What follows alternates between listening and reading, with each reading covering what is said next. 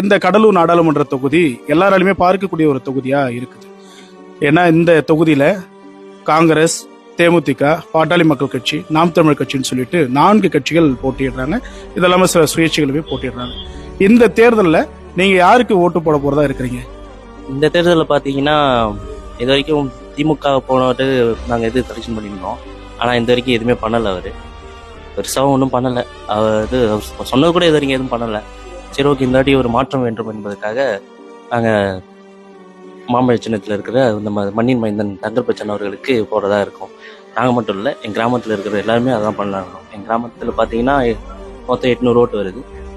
இந்த வாட்டி அவருக்கு வந்தால் எதை பண்ணுவார்னு சொல்லிட்டு ஒரு நம்பிக்கை இருக்குது. அதனால அவர் பண்ணலான்னு ஒரு ஐடியா இருக்குது. இப்போ உதாரணத்துக்கு மீண்டும் நீங்க திமுக தேர்ந்தெடுக்க கூடாதா? பட்டாச்சு. இதுக்கு மேல பட வேணான்றீங்க. இவர் எந்த அளவுக்கு உங்களுக்கு உறுதுணையா இருப்பார்னு நினைக்கிறீங்க? கண்டிப்பா இளைஞர்களுக்கு கண்டிப்பா நல்லது பண்ணாருன்னு ஒரு நம்பிக்கை இருக்கு எனக்கு.